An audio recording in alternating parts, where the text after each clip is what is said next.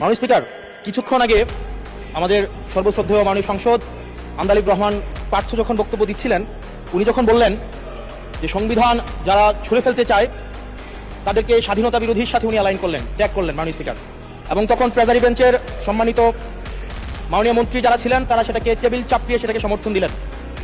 মাননীয় স্পিকার, গণতন্ত্রের জন্য যিনি আপোষহীন লড়াই করে গিয়েছেন বেগম জিয়া, উনি বলেছিলেন যেদিন জনতার সরকার প্রতিষ্ঠিত হবে, যেদিন এই পার্লামেন্ট জনতার সরকারের কাছে যাবে, এদিন এই সংবিধানকে ছুঁড়ে ফেলা হবে। ট্রেজারি বেঞ্চের যে মন্ত্রীরা ছিলেন তারা দীর্ঘদিন, তাদের সারা জীবন তারা বেগম জিয়ার সাথে রাজনীতি করেছেন। এই সংবিধান ছুঁড়ে ফেলার সাথে স্বাধীনতা যুদ্ধাপরাধীর অ্যালাইন করার যেটার হাততালি তারা দিয়েছেন, সেটির মধ্য দিয়ে বেগম জিয়াকে তারা মূলত অপমান করেছেন কিনা তারা সেটা ভেবে দেখবেন। মাননীয় স্পিকার, আমি বক্তব্য দেওয়ার জন্য অনেক কিছু রেডি করে নিয়ে এসেছিলাম। আমরা আইনমন্ত্রী বলেছেন রুশু করার জন্য, তারপরে হবস পড়ার জন্য, মদিনা সনদ পড়ার জন্য করেছিলাম। কিন্তু আন্দালিব রহমান পার্থ সাহেব যে বক্তব্য দিয়েছেন, আমরা ক্লাস 8-9 যে ডিবেট করতাম সেটি রিভার্টাল দিলে 20 মিনিট সময় লাগবে। মাননীয় স্পিকার, আমি ওনার বক্তব্যের রিভার্টাল দিচ্ছি। উনি বলেছেন যে আমি কোট করছি, উনি বলেছেন 72-এর সংবিধানের কিছু কিছু বিষয়কে ওনারা সম্মান দিয়েছেন। তার মানে কিছু কিছু বিষয়কে ওনারা সম্মান দেয় নাই। তার মানে এই অভ্যুত্থানের পরে এই সংবিধানের কিছু অংশ ওনারা মেনেছেন, কিছু অংশ ওনারা মানেন নাই। ওনারা কেবল ওই অংশটাই মেনেছেন যে অংশটা ওনাদের পক্ষে গিয়েছে, যে অংশটা ওনাদের বিপক্ষে গিয়েছে এই অংশটা ওনারা মানেন নাই।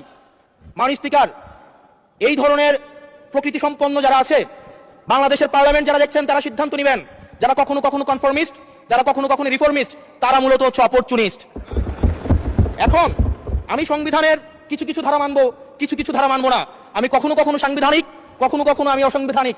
মাননীয় স্পিকার, যখন ডক্ট্রিন অফ নেসেসিটির প্রশ্ন আসে, মাননীয় স্পিকার, এই এক্সিস্টিং সংবিধান অনুযায়ী যখন 7A এবং 7B বলবৎ থাকে, সেই জায়গা থেকে আইনজ্ঞ করা মাননীয় স্বরাষ্ট্রমন্ত্রী উনি থাকলে ভালো হতো। ডক্ট্রিন অফ নেসেসিটি মাননীয় স্পিকার 48-3 অনুযায়ী রাষ্ট্রপতি সুপ্রিম কোর্টের মাধ্যমে একটা এই 106-এর অ্যাডভাইজরি একটা রুল আছে মাননীয় স্পিকার। এই অ্যাডভাইজরি রুলের মাধ্যমে সংবিধানের ফান্ডামেন্টাল কোনো বিষয় কম্প্রোমাইজ করা যায় না।